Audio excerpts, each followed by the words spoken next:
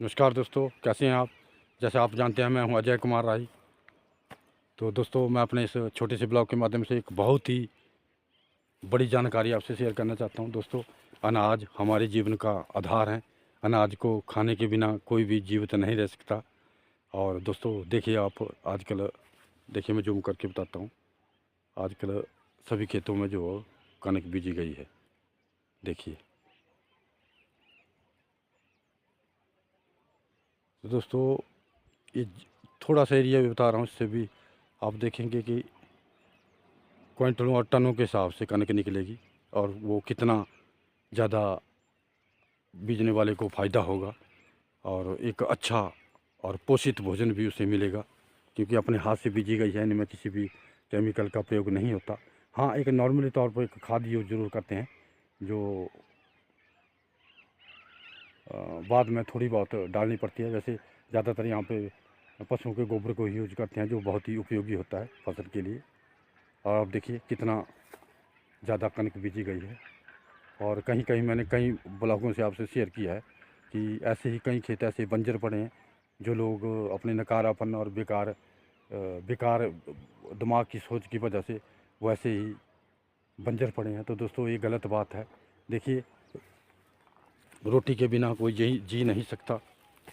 अगर आपके पास करोड़ों रुपए हैं, लेकिन अगर आपके पास आप मैं उदाहरण के लिए बोलता हूँ, अगर आप किसी ऐसी जगह पे फंस जाए जहाँ पर आपको अनाज मिलना पॉसिबल ना हो, तो आपके पैसे को खाकर कोई जीवित नहीं रह सकता, ना आप ना कोई और। तो उसके लिए दोस्तों, आपको अनाज की ही ज़रूरत पड़ेगी। तो बोलने का भाव ये है कि अगर पर्याप्त चीज़ ना हमारे पास हो, तो पैसा भी बेकार हो जाता है। तो दोस्तों, अनाज तो एक ऐसी चीज़ है जिसको जीवन को जीने के लिए उसको खाना ज़रूरी है। और हम इसी चीज़ को भूलते जा रहे हैं। तो दोस्तों, ऐसा मत करिए। अपने अगर आपके पास ज़मीन है, तो उसे किसी न किसी अपने सुविधा अनुसार उसे उपयोग में लाएं, ताकि आपको एक आपको और अगली जनरेशन को एक अच्छा डायरेक्शन मिल सके। डेवलपमेंट मतलब ये नहीं है कि आप 4 पैसे किसी साधन से कमाने लग गए, या थोड़ा बहुत पढ़े लिखे गए तो उसको डेवलपमेंट बोलते हैं। ये डेवलपमेंट नहीं है, ये आप विनाश की ओर जा रहे हैं। केमिकल चीज़ों को खाकर लोग कितने बीमार हो रहे हैं, हॉस्पिटलों में ढेर लगे हुए हैं। आप बाज़ार से केमिकल चीज़ें लाते हैं, इंजेक्टेड सब्जियाँ लाते हैं, और आप खुद खाते हैं, परिवार को खिलाते हैं, और बोल रहे हैं कि हमारे घर में ऐसा हो रहा है, बीमारियां नहीं जा रही हैं, ऐसा है वैसा है। ये सब मार उन्हीं केमिकल चीज़ों की है। तो दोस्तों, अगर अपना अपने हाथों से अपने देख रेख में जब सब्जियां आप बीजेंगे, और उसमें गोबर आदि इन ऐसी पशुओं के गोबर का इस्तेमाल किया जाएगा, और केमिकल चीज़ों को ना यूज़ किया जाएगा, तो आप देखें, भले ही अगर केमिकल चीज़ों को इसलिए यूज़ किया जाता है, इंजेक्शन इसलिए किया जाता है ताकि उनका वेट बढ़ सके। और जो चीज़ अभी 20 दिन बाद तैयार होगी, उसको 2 दिन में तैयार कर रहे हैं, इसलिए कि ताकि ज़्यादा से ज़्यादा पैसा कमाया जा सके। और वो आदमी ऐसा नहीं सोचते हैं कि कहीं ना कहीं वो इतना गलत कर रहा है जो उसे नहीं करना चाहिए, और हम भी मूर्ख बने हैं। तो दोस्तों, हमें इन चीज़ों का ध्यान रखना चाहिए जो हमारी ज़िंदगी का आधार हो, लेकिन ऐसा नहीं हो रहा है। अब आप देखिए यहाँ पे कनक के पौधे कितने प्यारे हो रहे हैं। अब इनमें वैसे भी टाइम आ गया है अब खाद देने का। देखिए, जब भी हम कनक को बीजते हैं, तो जब ट्रैक्टर से उसमें बुआई लगती है बीज की, तो उसमें साथ साथ में जो है वो कैन खाद बोलते हैं, उसको दिया जाता है। और बाद में अब जो है वो इतने इतने पौधे हैं, तो इसमें यूरिया खाद को दिया जाता है। इसकी एक लिमिट होती है, जो सभी बीजने वालों को पता होता है। और बाकी इसमें गोबर का ही यूज होता है। जब हम इसमें बुआई करते हैं, तो खूब सारा गोबर इसमें बिखेरते हैं, ताकि अच्छे से अच्छा पैदावार हो सके। और देख रहे होंगे आप, देखते जाइए दोस्तों।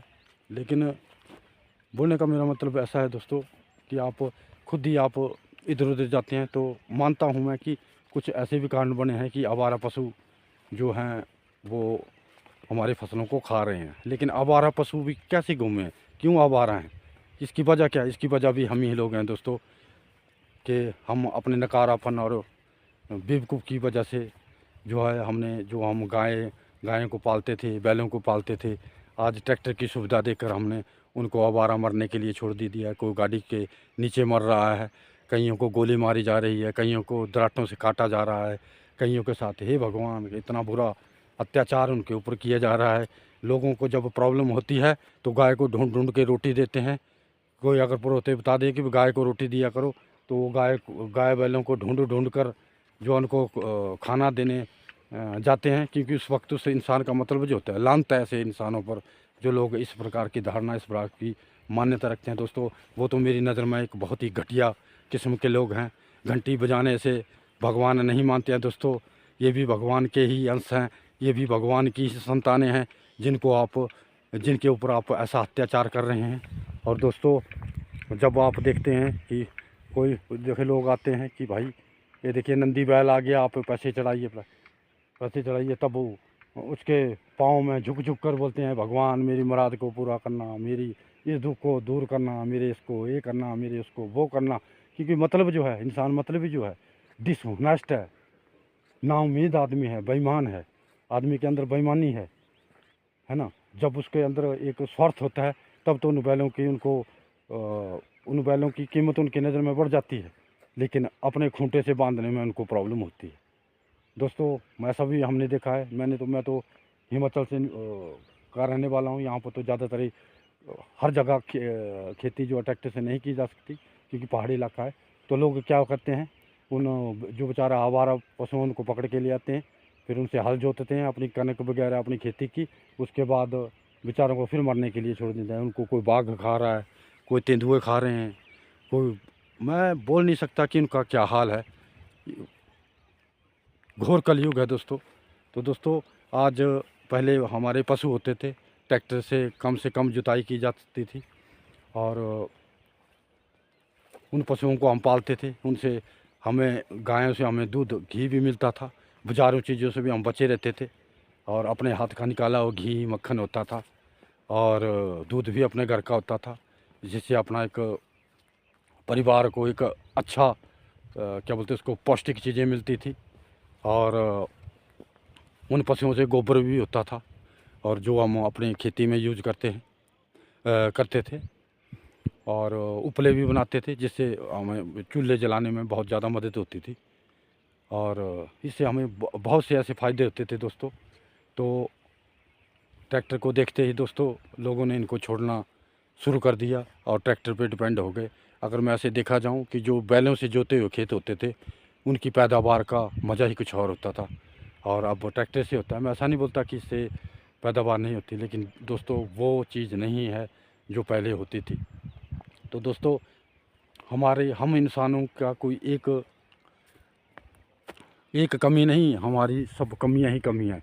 कहीं ना कहीं किसी भी प्रकार, किसी भी एंगल से आप लीजिए, ये हमारे ही लोगों की कमियां हैं, जिसकी वजह से आज पशुओं को ये दुख का, ये परेशानी का सामना करना पड़ रहा है। तो दोस्तों, ऐसे मतलब ये मत बनिए, घंटी ठड़काने से कुछ नहीं होता, भगवान को धूप का धुआं देने से कुछ नहीं होता दोस्तों।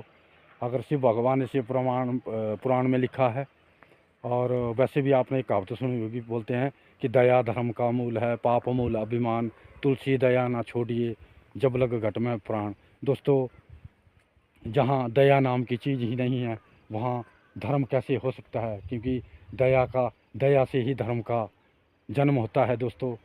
दया ही धर्म की जननी होती है। जहाँ माँ ही नहीं, तो वहाँ संतान का पैदा होने की कल्पना भी नहीं की जा सकती। तो दोस्तों, ये छोटी छोटी हम प्रवचन बड़े बड़े करते हैं, लेकिन अगर उसके आधार पर अगर हम देखें तो हमारी करनी जो है बिल्कुल शून्य है, माइनस है, और बिल्कुल ही कुछ नहीं है। तो फ्रॉडी जीवन जीना छोड़ दो और एक सही जीवन को जियो, और खुद भी समृद्ध हो और सारे संसार को समृद्ध करो। एक दूसरे की तरफ मत देखो कि ये ऐसा नहीं करता है, ये करेगा तभी मैं करूँगा, लेकिन ऐसा नहीं होता है दोस्तों। होता ये है कि किसी ना किसी को तो शुरुआत करनी ही पड़ेगी, चाहे वो मैं हूँ, आप हैं।